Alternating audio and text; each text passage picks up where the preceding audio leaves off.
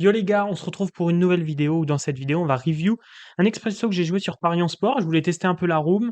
Mon chat m'a perturbé pendant la partie, donc en fait j'ai pas pu bien expliquer ce que je faisais. Puis du coup je me suis dit bah pourquoi pas, en fait on va juste le review. La partie était intéressante, je pense que c'est mieux même comme ça. Vraiment vous avez des meilleures explications qu'en live. Des fois je réfléchis au spot et j'ai un peu moins de temps pour vous expliquer que là j'aurai le temps. Donc je pense qu'on va se review ça, ça peut être cool. Pour parler du soft, je sais pas votre avis, vous pouvez me dire en commentaire. Moi, je le trouve vachement beau. Il a l'air d'avoir quelques légers bugs en plus que celui de BetClick. Il ressemble beaucoup à celui de BetClick, c'est pour ça que je compare. Mais sinon, ouais, je trouve le soft vraiment beaucoup plus joli. C'est un avis perso, mais je trouve ça important. Et le field, j'ai pas trop d'infos sur le field. On verra. Peut-être plus de fiches, peut-être moins, je sais pas. On verra comment ça évolue. C'est le tout début du soft, donc je sais pas. Je sais qu'ils ont lancé l'application au début. Mais maintenant, juste sur le logiciel, après il ressemble beaucoup à BetClick, mais plutôt cool quand même. Bref, on va pas perdre de temps, c'est quand même surtout la partie qui est intéressante. Du coup, on commence. Comment? On est en big blind, c'est un 5 €, ouais, je vous l'ai pas dit, c'est un 5 € fois 4, donc il y avait 20 € à la gagne. Hop, c'est parti. Donc, bah, on défend évidemment avec dame 6 suité. Là, j'ai hésité, ce que je disais, j'ai hésité à call, parce qu'en fait, souvent, on va se faire raise, j'ai l'impression, par, bah, justement, Coutinho. Ça touche beaucoup sa range et il va beaucoup raise, dans ce genre bah, dans cette configuration et avec ce genre de board. Donc j'ai hésité, vraiment j'ai hésité, puis, je me suis dit: «Bon, on peut mettre une BB», mais en fait, ouais, le risque, c'est souvent, voilà, de se retrouver avec un raise, même plus petit, mais en fait, qu'on puisse pas assumer et qu'on fold directement. Hem, bon, eux ont continué la main et lui, il a fait n'importe quoi. Bon, d'ailleurs, je l'ai pas noté, mais sacré spew quand même ici de call ici. Et il remporte la main et en fait, ça va être directement le HU qui a duré assez longtemps. C'est pour ça que je vous propose de review ça. Hop, main suivante.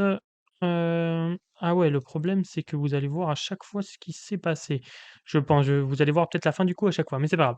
On va essayer de faire. Là, bon, du coup, j'ai dame valet, j'open, il call. Là, c'est vrai que c'était un spot assez complexe, vous allez voir.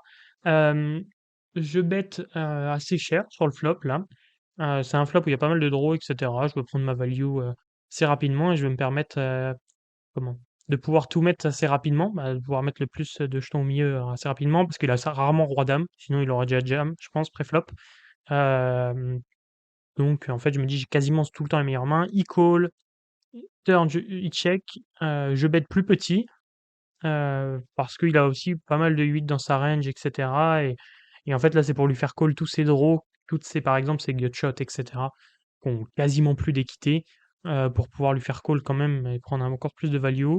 Il me raise, j'avoue, j'ai longtemps hésité parce que je me dis: «Ben, en vrai, qu'est-ce qu'il raise à part un 8 ici?» Il raise dame 9, là, on le voit. J'aime pas trop le spot, hein, de raise avec dame 9. Justement, moi, j'ai, as dame, j'ai toutes les overpairs, j'ai, bah, dame valet, roi dame, dame 10 aussi. Donc, j'ai quand même beaucoup plus de mains fortes que lui, j'ai quelques 8 aussi, hein, donc, évidemment. Donc, non, j'aime pas son raise avec dame 9. Donc, bon, j'ai call, parce qu'en fait, je me voyais battu par aucune dame, que des 8. Donc c'était soit un 8, bah, je me disais: «Soit un 8, soit un bluff». Et river, je me suis dit: «Peut-être, en vrai, il a quelques 9, quelques dames, pardon», mais ça m'étonnait, mais bon, 5 € des fois, on a cette surprise, donc je me suis dit: «Il peut aussi avoir ça» et donc ça faisait quand même beaucoup plus de value cut ou de bluff que de, que de bonnes mains, donc bah, j'ai call, surtout vu ce qu'il me restait à mettre. En fait, il me restait pas grand-chose à mettre, hein. Il me restait à mettre 8 dans 28. J'ai call et on a pris ce spot. On passe à la main suivante. Je vais juste voir si vous voyez à chaque fois le dénouement, c'est ma petite crainte. Ouais, ouais, vous voyez le dénouement à chaque fois. Est-ce qu'on peut pas changer ça? Non, on peut pas changer ça. Ça, c'est dommage quand même dans le replayer. Bon, là, rien à dire, de toute façon.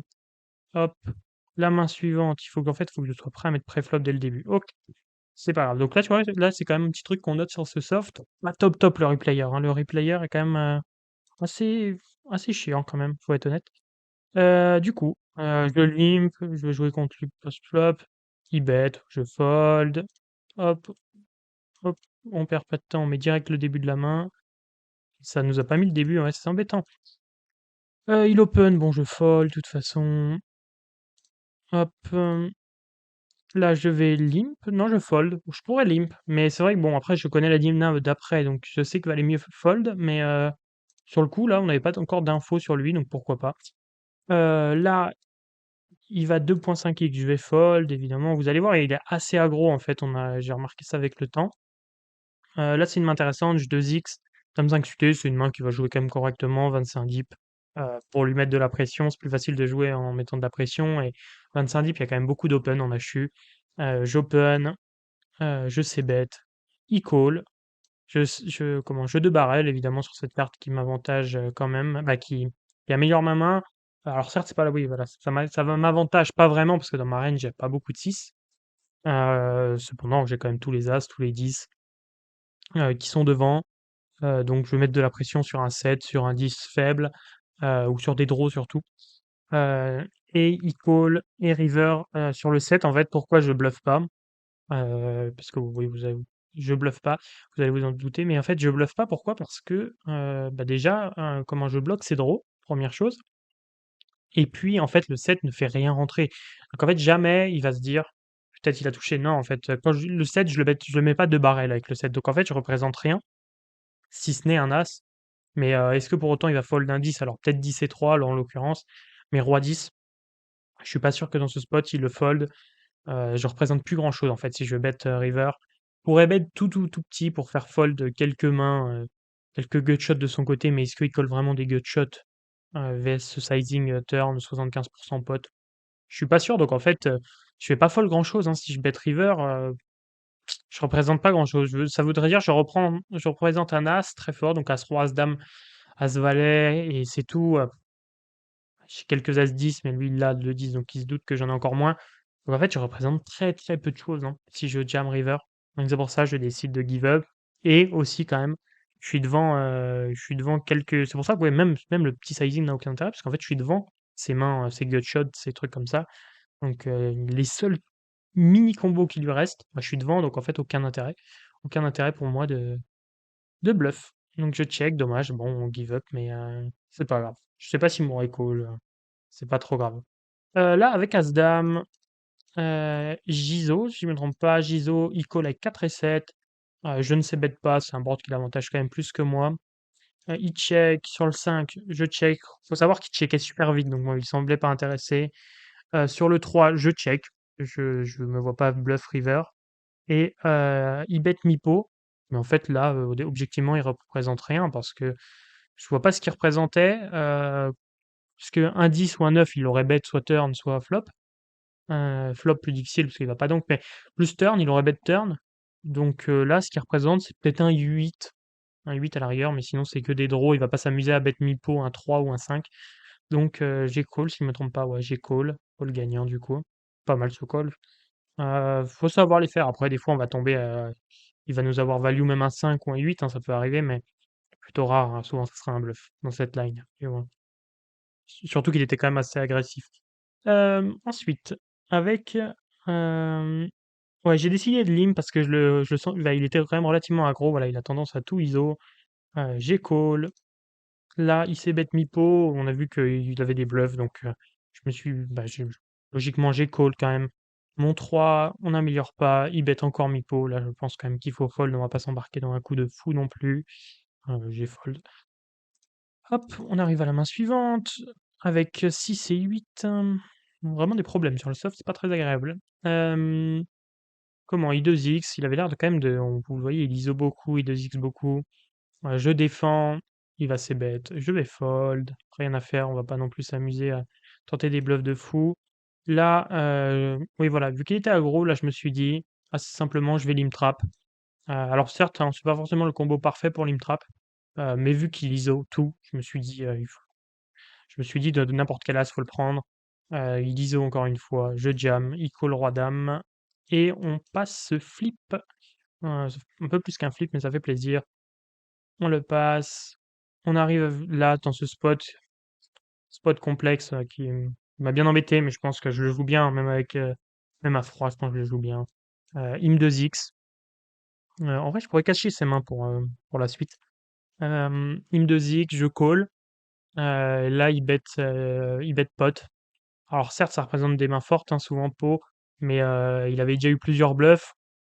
Je me dis: «Bon», puis il a été aggro, donc je me suis dit, Là, c'est soit un valet, soit un R complet, As-Dame, etc. Il y a plein de spews comme ça. J'ai jam directement, parce que, comment? Je le vois pas fold, même s'il a As-Dame, je le vois pas fold de là. Je jam directement et on tombe contre les rois.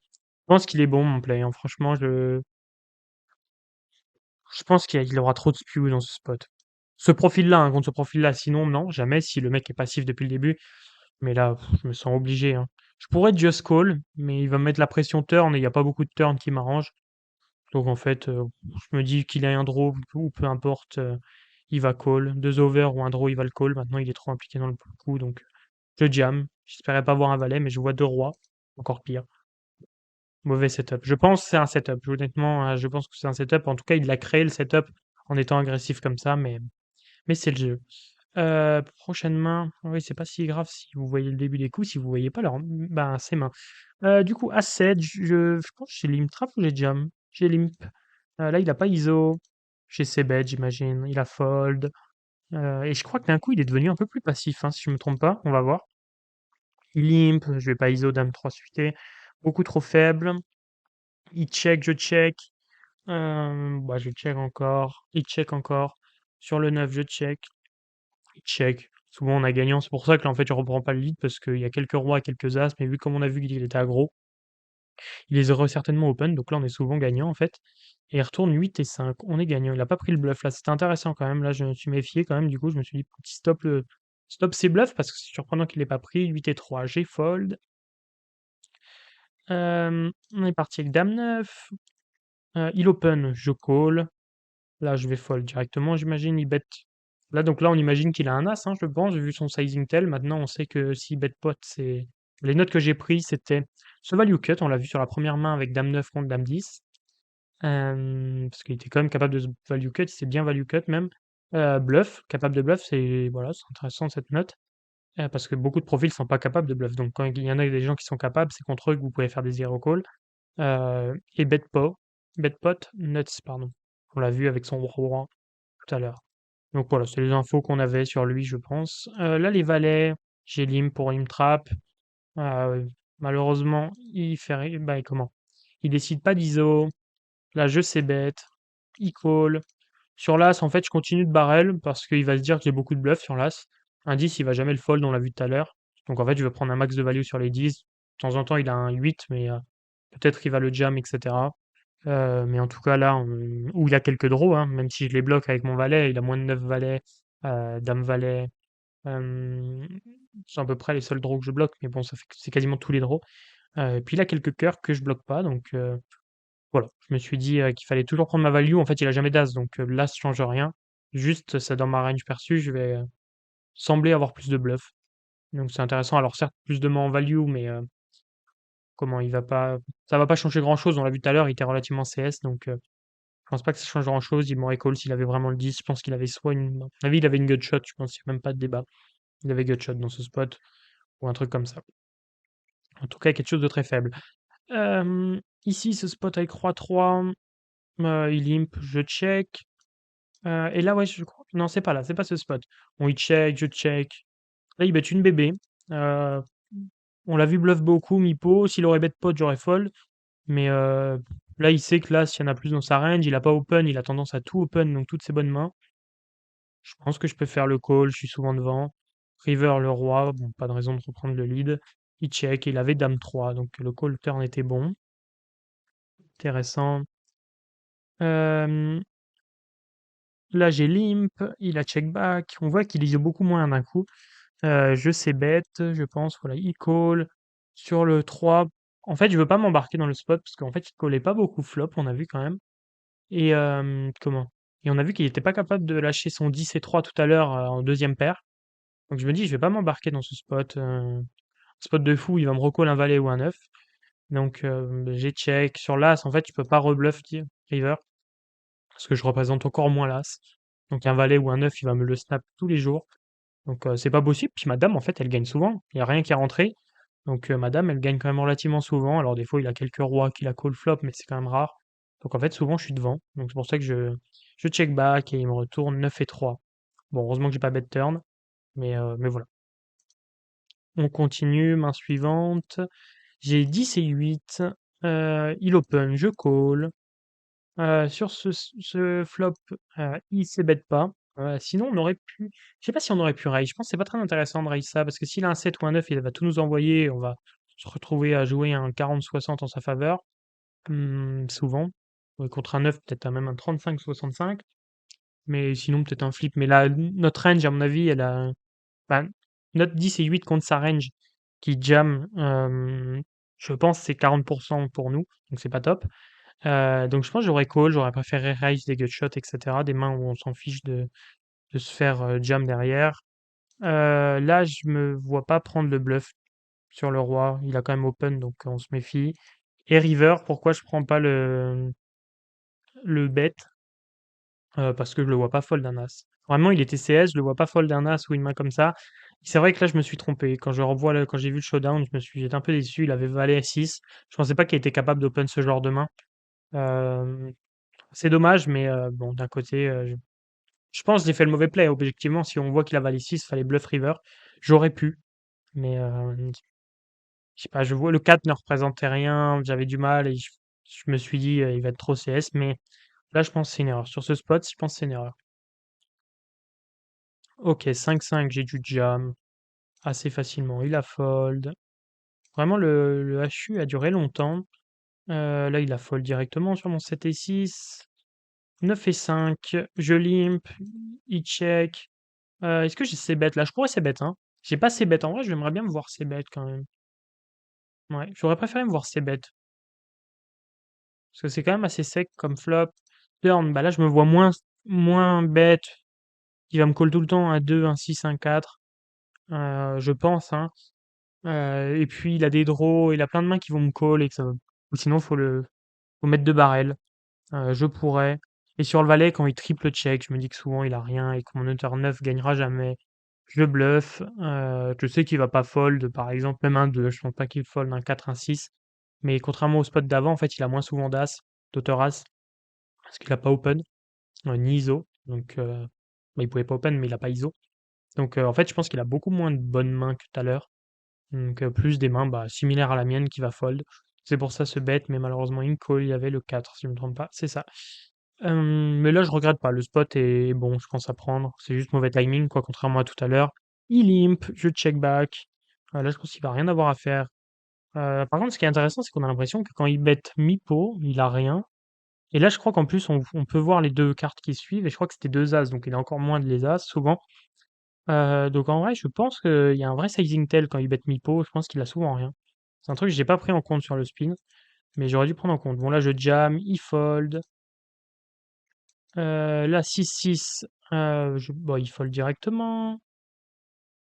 Dame 9, j'hésitais à jam ou le limp pour jouer post-flop. J'avais peur qu'il m'ISO, qu'il me jam et que je sois obligé de le fold. C'est pour ça que j'ai jam, mais je pense qu'on peut le limp. Là, ce spot avec valet 10, c'était embêtant, j'étais déçu. Il limp, je me vois pas ISO ni shove, en plus j'ai envie de jouer post-flop contre lui.